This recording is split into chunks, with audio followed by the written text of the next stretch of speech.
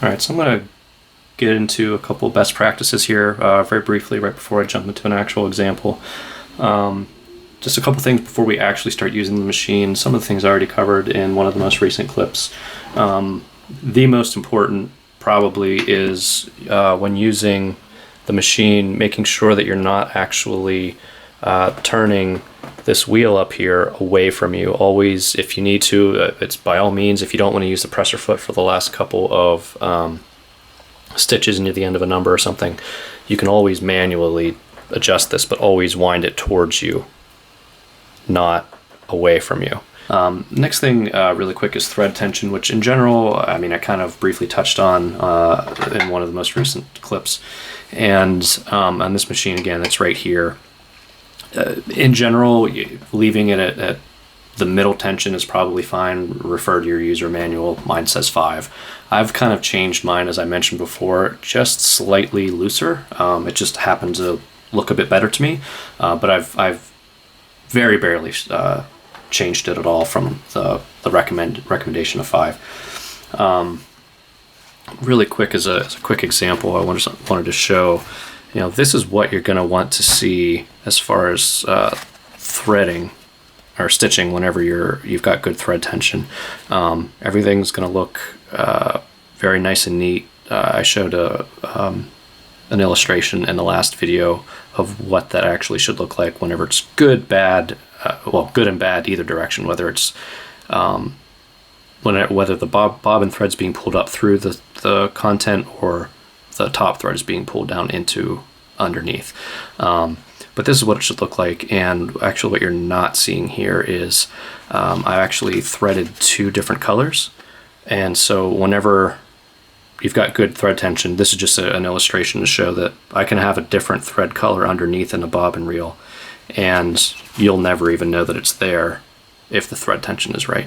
And I'm actually going to use these 2 colors, this yellow and this red, just for these examples, just so you can kind of see much more clearly, and you don't have to, your eye's not going to have to strain so hard to make out the yellow on yellow or black on black threads. A couple of quick things here about just as far as like using the machine itself. One caution is just making sure that you're not actually pushing the fabric through. The machine's going to do the work for you. Really what you want to do is, as the machine's pulling it through for you, what you may need to do is kind of just guide it one direction or another slightly like this. You're not so much pushing as you are just balancing and guiding it. So as the machine pulls through, you don't want to push it faster than the machine's pulling it. You just kind of want to keep things even, and that's going to be much more important once you actually have a number that you're putting on the jersey itself, because you're going to have a lot of this jersey kind of bunched up over here, and it's possible it might get jammed over here in a corner, and it's not evenly pulling it through, so you might just have to slowly guide stuff through as you're working. Another quick thing, and really they should be, I'll say most places, but really everybody, as they're if you're getting a kit sent to you, most of them are actually going to, as you get these threads here going around these locations here, most of them are going to start and stop at the exact same location, kind of like this. It's just a nice finishing look, and then they, like as you can see up here around this square, they did the same thing. Try to keep it the same general location, even though it's up here higher, it's still starting and stopping at this bottom right hand location, just like here and here. So just to keep that consistency, what I'm always going to do is, as I'm then sewing this down to the jersey, I'm going to start in the same location here and end here just to match that piece, and then down here the same as well, around here, and then here, start here, work my way all the way around and end in the same spot. Really important piece is making sure that no matter what you're doing, you're always keeping, as you're sewing stuff down here, you're always keeping the content that you're sewing down to the left-hand side of the needle. So then as your needle's going back and forth, as it swings to the right, it's going to get on the outside. It's not actually you don't want the thread to come down on both sides of the zigzag on this letter, on the twill material. You want it to, on the left side, to come into the twill, but on the right side, as the needle swings to the right, you want it to be just on the outside edge. So it helps prevent fraying of the twill, and it also actually gives you a bit more better protection along the edge as well once it's on. A really important point about coming to a corner whenever you need to pivot. So you're zipping all the way through, you come to that corner. I'll actually do a quick zip.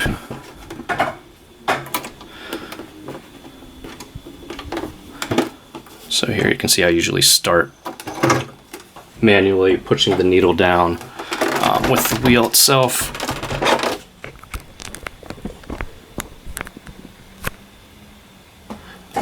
So as you're working your way down through the letter or the number, whatever the case is, you're going to come to the very corner.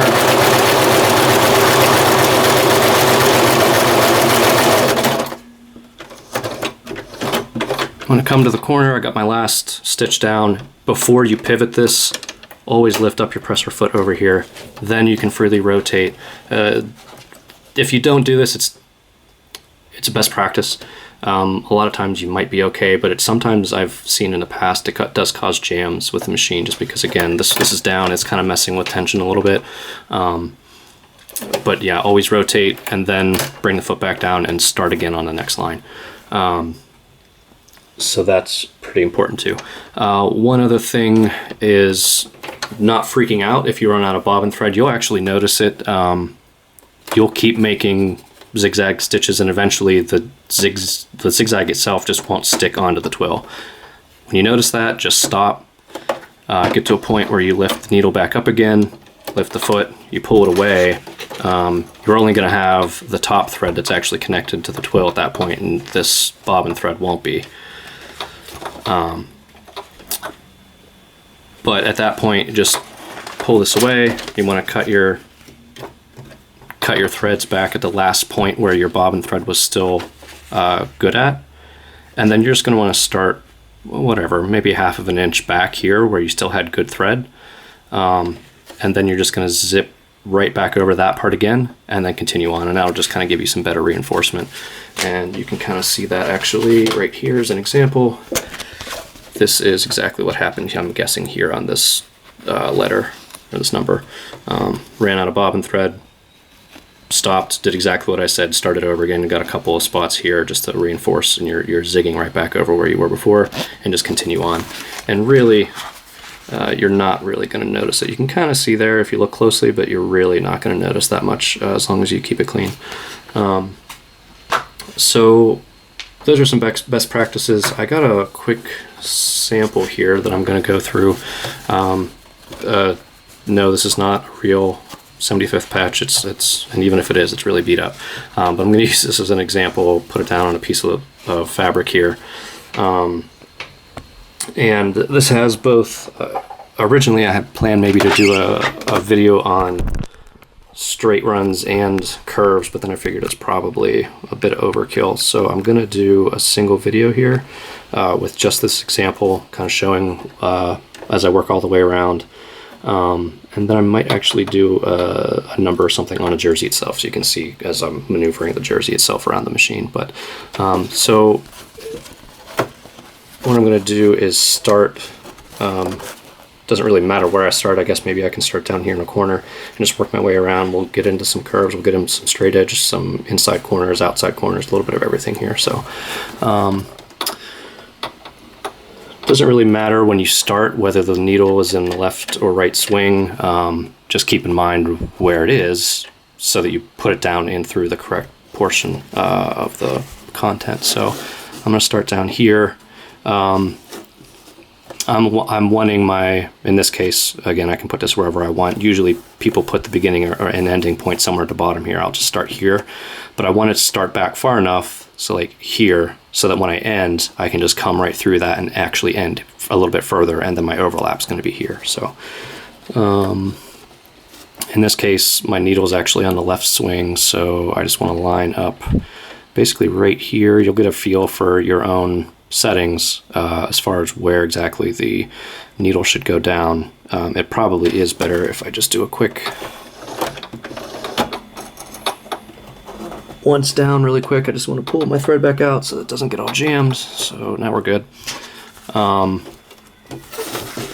I will actually pull that through, that way I can show you exactly what the best idea would be. So I'm going to line that up basically right there, and then I'm just going to slowly, not go all the way down through the object yet, but I'm going to get it really close so I can make sure that I'm lining up exactly where I want it to be. So that looks good. I usually, for myself, just make the first dip into the fabric with the wheel manually, and then from there I'll just start using the pedal and work my way around. So work straight through to the edge, and then once we get here, once you go around corners, you're going to want to do anywhere between, depending on the severity of the curve, 2 to maybe 4 stitches on a curve, and then pivot 2 to 4 more, pivot, pivot, pivot, all the way around.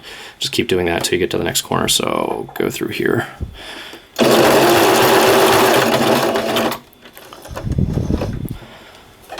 So again, in order to pivot, lift up the foot.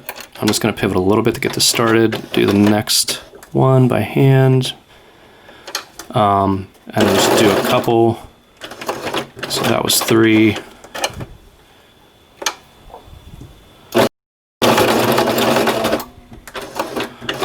Actually, I probably should be pivoting with the needle down on the left-hand side.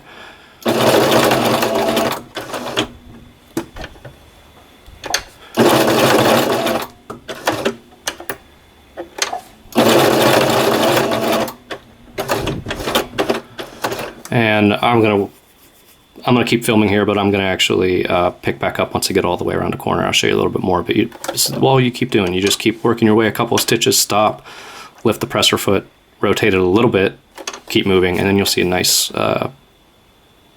should be a pretty smooth curve all the way around. So I'll pick back up here in a second.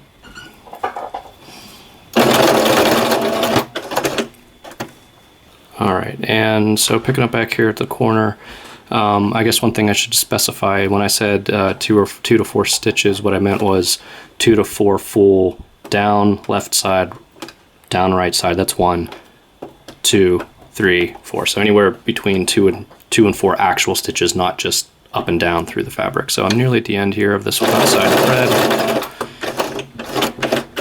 or outside corner, I mean.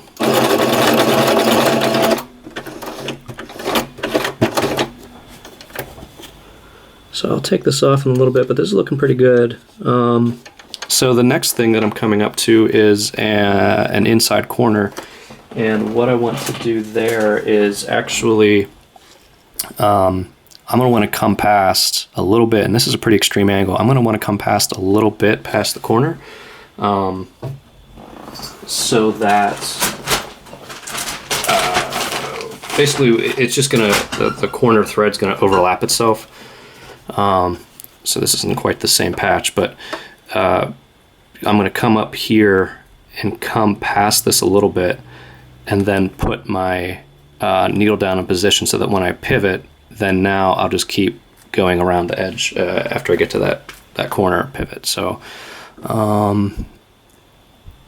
in this case, I'm going to want my needle to be down on the left so that when I pivot, it's going to swing over to the right. So you just want to come back past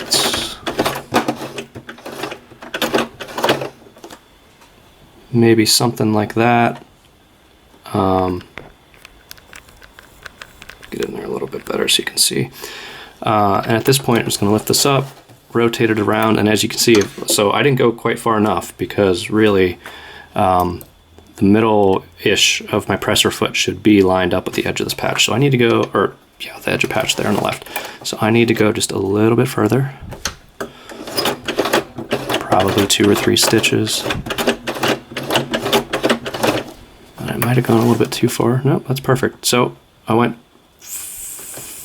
maybe 1 more. Again, I just want to make sure that the foot is down on the left there. That's much better. So, I mean, you're going by pretty far. You can kind of see here if I block the light from the machine. I'm going past pretty far, but now that those stitches are going to start overlapping and then just come straight across. So now I can just go straight through.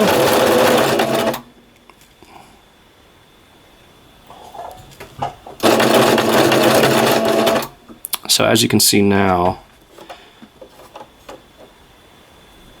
I'm coming down on the inside of the patch itself, and whenever I come over the edge, it's just going over the edge of the patch on the right hand side, like just barely. I'm going to continue that, and now I'm coming up on an outside corner, and what I'm going to want to do here is come just past, in this case now with my needle on the right hand side, I'm going to want to come just past the outside corner. So again, I'll give you a better illustration here with this one in my hand, but I'm going to want to come just past here, just past the edge. So the needle is going to come down through on the right hand side, and then that's when I'm going to pivot and then pick up going that way. And I want it on the right hand side, that way I get one more stitch over the corner or over the edge corner here, and then continue on. If you end in the left, you're not going to get quite the same coverage, and you're probably going to leave that corner open. So I'll just do a couple by hand here. In a really tight, tiny corner like this, you might actually get a little bit of overlap anyway, a couple of times, and that's fine. So there I went over one, and now I'm right in the corner. So if I lift up and press a foot, you can kind of see that. So I'm right down in front of the corner there. So I'm free to rotate as far as I need. And again, like I said, you're probably going to overlap a little bit. Just fixing some focus there. Now I'm just going to keep coming straight. And this is what I mean. This is what I mean about not pushing the fabric. So it's going to want to maybe push and pull a little bit. So I just want to keep using both my hands, kind of keep this straight. So as it goes, it's not going to pull me off track. I'll show you once I get to the edge here, the long edge here. You want to really, to make this look the best, you want it to, you want to go, whether it's slow or fast, once you get used to it, you can start going faster, but you want to go at a steady pace. You don't want to stop, reposition, and try to fix it, because what you're trying to do and fix it is actually going to do the exact opposite, and it's going to look terrible. And I'll kind of simulate an example of that here down near the end. But try not to do 1 or 2 stitches and then stop and reposition, and what you want to do is just keep moving.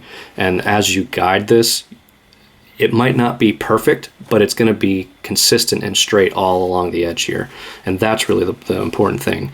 Your eye's not going to pick up the inconsistency as much, as long as it's a smooth, continuous run. If you end up stopping and repositioning, then it's a very sudden and drastic move, and you're really going to notice that. So I'm going to continue the edge here, pivot. I'll end on the right hand on the outside, on the right swing with the needle, and I'll rotate and then go down this long straight edge. So again, usually the last couple stitches I use the wheel. So there, now I'm down on the right hand side, right on the edge of the patch. I'm going to rotate, and now this is what I mean by you just want to keep it straight all the way down. Nice consistent speed. I will simulate actually kind of letting the patch go on, or letting the needle kind of pull the patch out of like over the edge here a little bit too far, and then I'll show you what not to do.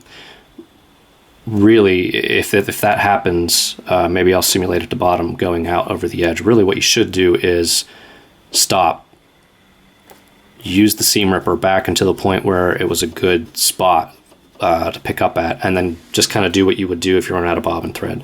Start a couple stitches back and then keep going. If you go too far out, you're going to be way out into the fabric here, and it's not going to look good. But like I said, I'm just going to slowly guide this through. Another decent hand position is like having one on either side, front and back here, and just kind of just letting it do its thing.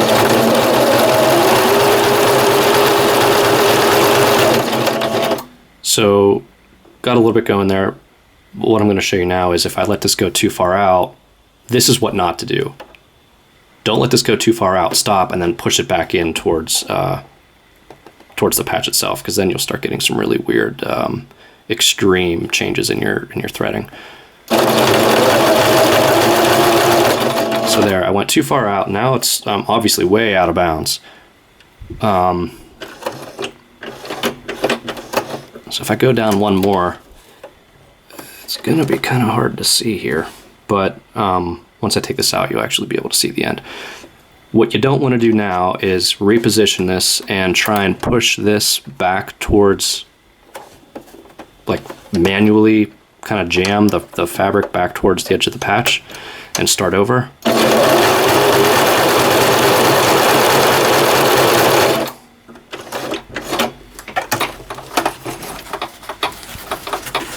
Because if you do, this is what you're going to get. You're going to see that you went out here for a stitch or two, and then you pushed the fabric and the patch back over, and then you picked up your threads and you kept moving along. You don't want this. If this happens, like I said, really what you should do probably is take your thread ripper, seam ripper, and just pull back maybe to here somewhere. Yeah, pull back maybe like to here and just start back over and going the rest of the way, because this is not going to look good. Even if it's 1 or 2 stitches, you're going to notice that it's going to be very obvious. I've had it happen before. But here we'll just kind of simulate that we ran out of bobbin thread. I'll just pick back up right here, a couple of stitches back. And if you're really good,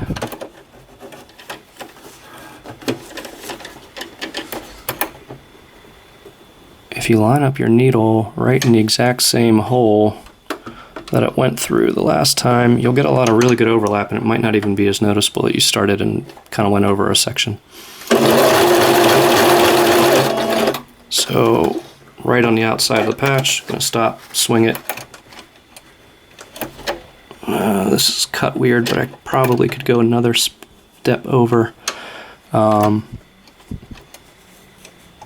Something I've kind of learned over the last few months is I can kind of slowly rotate a little bit here at not quite an extreme angle to get a little bit of a fix for what I just kind of messed up. So if you don't get perfectly around these corners like this, I've kind of practiced it for yourself, but you can kind of maybe do some backing up without backing up and just get the needle right into the exact spot where you wanted it and continue on. So another outside corner, one last. Whoops, spun it the wrong way. I'm gonna go in here. So here's another inside corner. I'm gonna, like I said, come back through the patch 2 or 3 stitches. Stop it on the left, gonna rotate. And this one I'm gonna eyeball because it's a really short spot, but it should be good.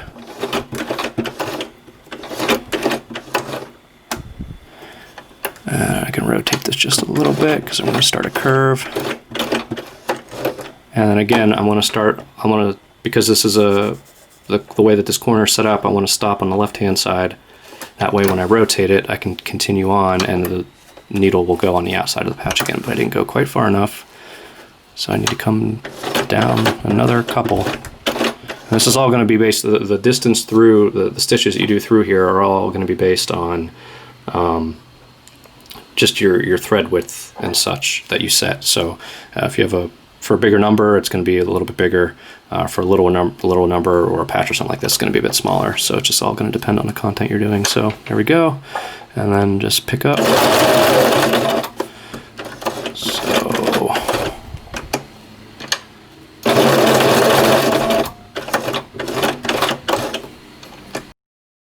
So I'm going to skip the rest of the outside of the patch here, and I'm going to come back down to the end just to show how to clean this up and finish it off.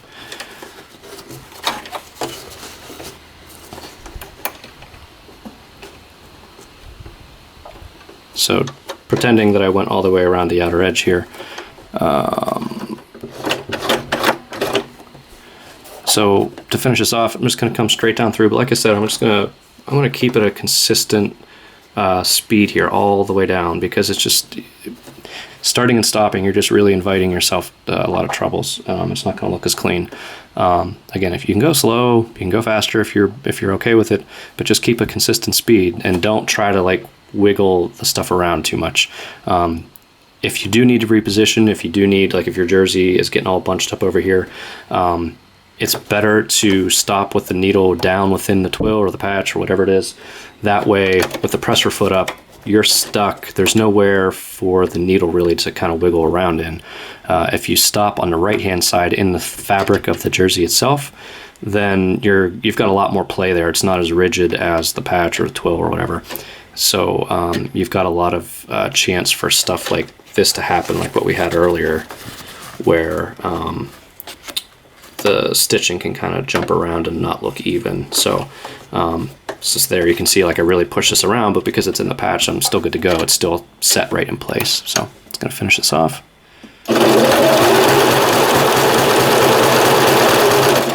And like I said, you can see I'm kind of guiding it a little bit, but I'm not pushing it. I'm not trying to change the speed at which the stuff is moving through the machine.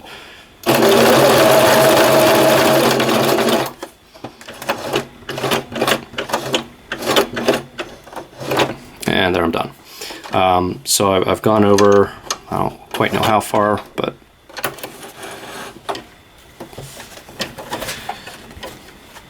maybe half an inch. And it just so happens, that wasn't even planned, but it just so happens that, turn this off. It just so happens that these actually lined up perfectly with one another. And it actually looks pretty clean here to finish off. Usually on a number, like I said, that was a fluke. That was not really intentional. On a number like this that's got hard corners, if you get your needle stopping right there on the edge, like right on the corner, if you started right on the corner here, it generally is going to pick up at the exact same spot, providing you didn't push the content through and change the speed at which it was sewing. But ideally, that's what you're looking for. But it does take some practice to get it so that the last couple of stitches overlap one another, and it's not always necessarily possible either, depending on some stuff that may have happened along the way. But so pull this back out just a little bit, and just for finishing, got my scissors, so just clip the threads here, and then obviously this wasn't a very clean patch to begin with, so this sewing doesn't look that great because there's a lot of junk that was hanging around the edge of the patch. But you can kind of see it's took my time. I got a really smooth, for the most part, stitch all the way around the curve of the patch here. I went past this corner a little bit so that I could then rotate and come all the way over to here. End right at this corner on the outside, rotate all the way to here to another outside corner, stop on the outside into the fabric of the jersey, rotate again, came all the way across. Now again, this is that section where I simulated going over too far. Again, here you would want to use a seam ripper. Just take this out of the machine, seam rip that back to here, cut all those extra long cord threads, and then just start back here further and just continue on. But I did this just for presentation's sake, but worked all the way through here. That's a little messy just because that's where I was simulating starting over bobbin again, but and then just continuing on. A couple of outside corners, a couple of really close inside corners here, but as you can see, like I said, you come back past a little bit. That way when you rotate, it's going to swing over onto the outside edge. Through, same thing. I wanted to go through here a little bit further, stop, rotate, and then just work the rest of my way through this curve. Now again, I did not finish this curve off, but I did pick up at the end here, and just this is a nice straight edge, just worked my way all the way to the end, and then these last couple of stitches overlapped, and so here's my beginning, here's my end right here. Now all I want to do is take my scissors and I can just clip that little guy off, and the same with that. Those I can get rid of. Clean up some of this other garbage here off camera really quick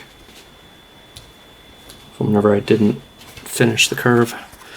So then now your front is going to be nice and clean, and if you go to the back, sometimes you're going to get some of this thread because of the way that the thread's laying underneath. it might zig over itself, and that's fine. I could just leave that there. It's just extra protection for it not coming apart, really. But I'll just clip this a little bit and leave just a little bit there. Ignore that because that's a part where I simulated not doing the corner. And here's the end piece. So I'll, again, just clip just a little bit of that and leave a little bit hanging off. Now I'm sure that that's one thing that I'm sure I'm probably not doing right. I know a lot of people might try to like ball these up in a little ball so that they create a knot and they're less likely to come out. But honestly, if you zig over here from where you started, maybe even do it 2 or 3 times, if you really are concerned about it, that's probably better, and it's not that big of a deal. But generally, there you go. That's getting your patch on. I have a link in the very first video to the Stahl's How to Sew Poly Twill guide, so that's a bit more better illustrations. Like I said in those videos, you can just keep that little handy guide on the desk with you to kind of help you remind you where you should be starting and stopping when you're doing inside, outside corners or curves or whatever. But that's kind of taking everything from that sheet and putting it into practice on one patch. I might do one more, like I said, one more video where maybe I do a small number or a patch on a jersey so you can just kind of see it in action, how I have to reposition a jersey and such, moving it around. Because there are a couple of extra just best practices to make sure you don't get stuff kind of sewn. You know, maybe the fabric gets overlapped. You don't want to sew through the fabric of the jersey, obviously. So things like that. But in general, that's the gist of it. So I think we might have one more entry to maybe to actually do it, and not just a small piece of fabric, actually do a full jersey itself with maybe a letter or something. So thanks. Catch you on the next one.